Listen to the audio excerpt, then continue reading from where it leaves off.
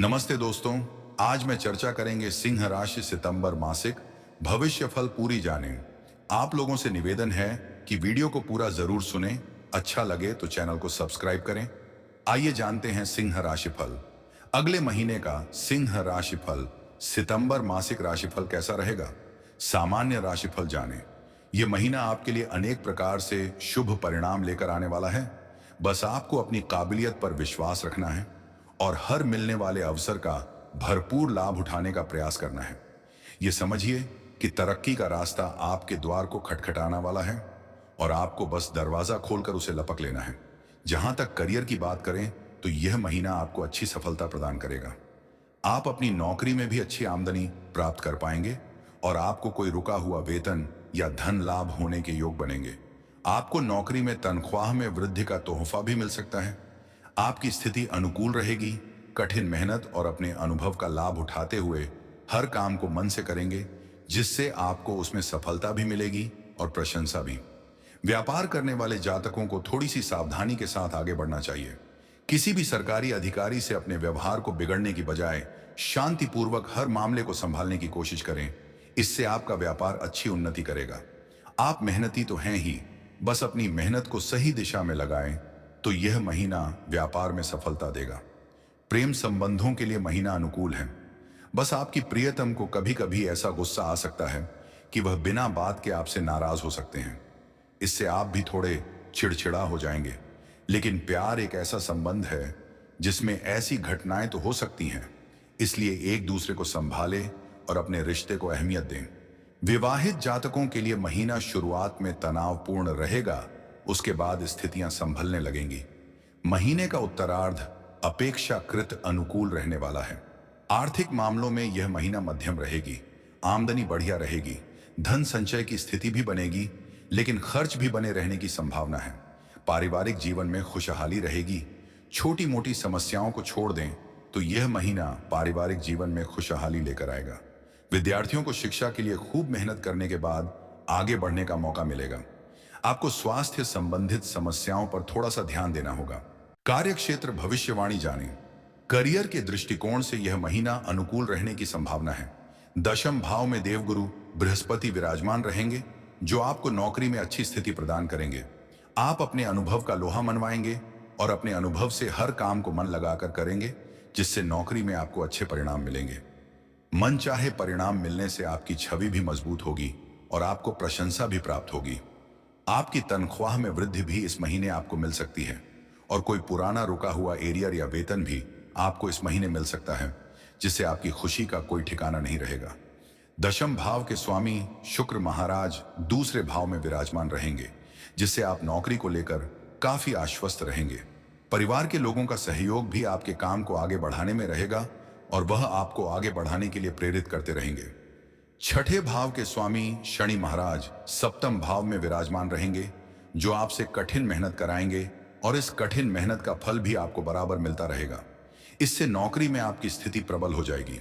व्यापार करने वाले जातकों की बात करें तो सप्तम भाव में शनि महाराज अपनी ही राशि के होकर वक्री अवस्था में विराजमान रहेंगे और आपकी राशि में सूर्य महाराज विराजमान होंगे। इस प्रकार सूर्य और शनि की समसप्तक की स्थिति रहेगी। यह स्थिति बहुत ज्यादा अनुकूल नहीं कही जा सकती है, इसलिए आपको सरकारी क्षेत्र के किसी भी व्यक्ति से उलझने से बचना चाहिए और उनसे अच्छा व्यवहार करना चाहिए तथा अपने काम में मेहनत तो आप करेंगे ही, लेकिन किसी को भी कड़वे वचन बोलने से बचें। अपने व्यापार में आप कुछ नई योजनाओं को अमली जामा पहनाने की कोशिश करेंगे, जिसमें अभी कुछ समय लग सकता है। महीने के उत्तरार्ध में जब सूर्य 16 सितंबर से कन्या राशि में दूसरे भाव में चले जाएंगे, तब इन परिस्थितियों में और सुधार आएगा तथा व्यापार तीव्र गति से आगे बढ़ने लगेगा। आपको विदेशी संपर्कों का कोई लाभ मिल सकता है। पूर्व में किए गए किसी निवेश से व्यापार में उन्नति हो सकती है। इसके अतिरिक्त कुछ नए संसाधनों पर काम करने का विचार आपको सफलता प्रदान करेगा। आर्थिक भविष्यफल जाने। यदि आपकी आर्थिक स्थिति को देखा जाए तो महीने की शुरुआत में बुध महाराज आपके द्वादश भाव में विराजमान रहेंगे और खर्चों को बढ़ाएंगे, लेकिन 4 सितंबर से वह आपके प्रथम भाव में और 23 सितंबर से आपके दूसरे भाव में आकर आर्थिक स्थिति को बेहतरीन बनाने में महत्वपूर्ण भूमिका निभाएंगे। इसके अतिरिक्त आपके तीसरे और 10वें भाव के स्वामी शुक्र महाराज महीने के पूर्वार्ध में दूसरे भाव में बने रहेंगे, जिससे आर्थिक स्थितियों और बेहतर होगी।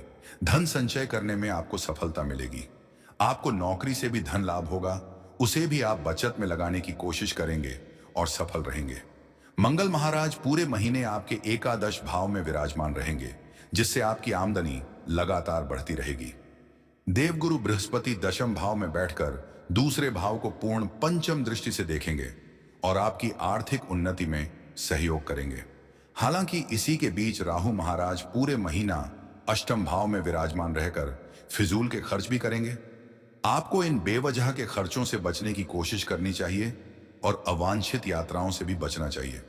इससे न केवल स्वास्थ्य कष्ट हो सकते हैं, बल्कि आपको आर्थिक चुनौतियों का सामना करना पड़ सकता है।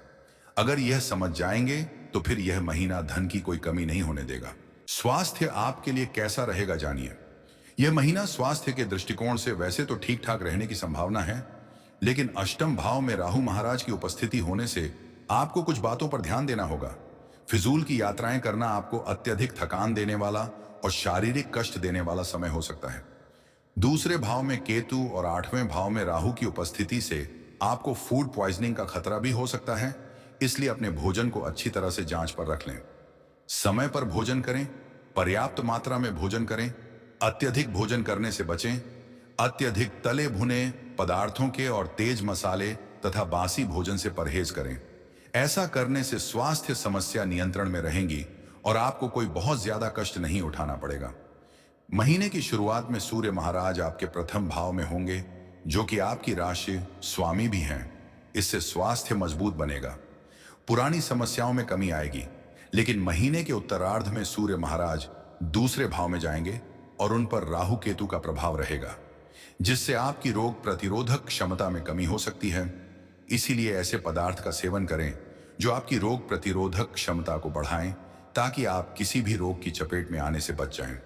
महीने के उत्तरार्ध में मंगल और बृहस्पति की दृष्टि सूर्य पर दूसरे भाव में होने से स्वास्थ्य में सुधार भी होगा और आप अपनी स्वयं की आत्मशक्ति के बल पर स्वस्थ हो जाएंगे। प्रेम व वैवाहिक जीवन आपके लिए कैसा रहेगा जानें। यदि आपके प्रेम जीवन की बात करें तो पंचम भाव के स्वामी बृहस्पति महाराज दशम भाव में विराजमान रहेंगे और मंगल महाराज एकादश भाव से पंचम भाव को देखते रहेंगे। इन दोनों ही परिस्थितियों के कारण आपके प्रेम संबंधों में उतार चढ़ाव की स्थिति आएगी। आप बहुत कुछ करना चाहेंगे और अपने प्रियतम के साथ ज्यादा से ज्यादा समय बिताना चाहेंगे, लेकिन परिस्थितियों ऐसा नहीं करने देंगी। इससे आपके अंदर झुंझलाहट पैदा हो सकती है, लेकिन इससे कुछ फायदा ना होकर नुकसान ही हो सकता है। इसलिए अपने मनोभावों को नियंत्रण में रखें। जितना भी समय आप अपने प्रियतम से मिलें, उनसे प्यार भरी और अच्छी बातें करें। उन पर किसी तरह को बोझ ना डालें और उन्हें दुखी करने की कोशिश ना करें।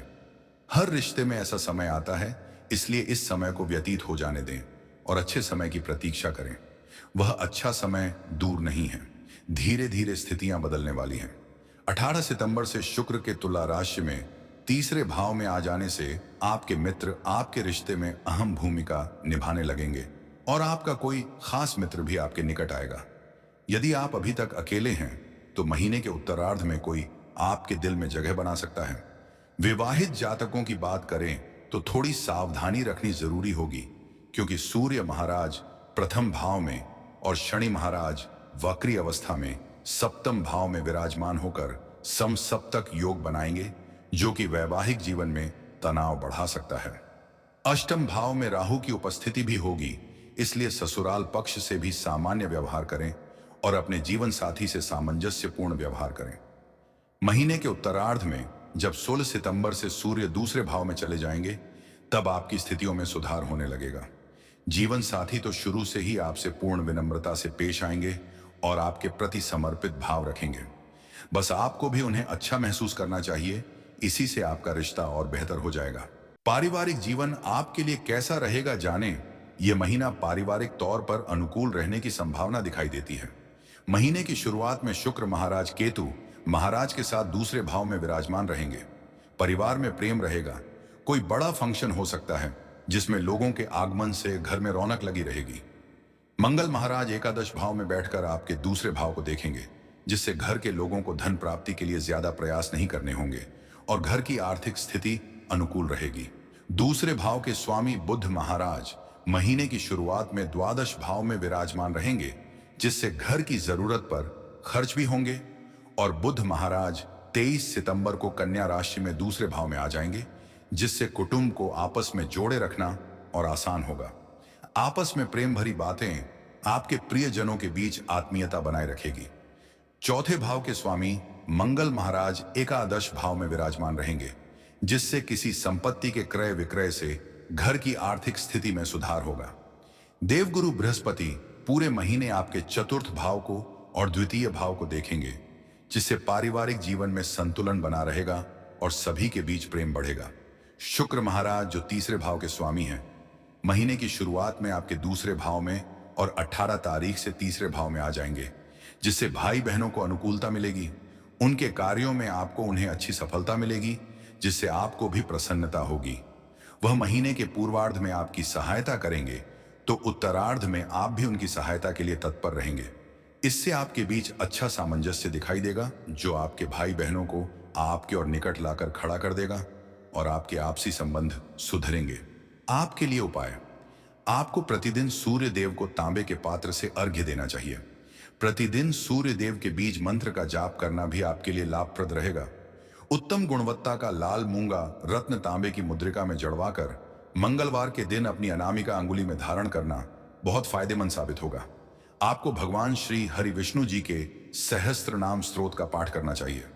आज के लिए इतना ही, मिलते हैं अगले वीडियो में। तब तक के लिए आप लोग अच्छे रहें, और अच्छे रहने के लिए प्रत्येक दिन नवग्रह का पूजा पाठ जरूर करें।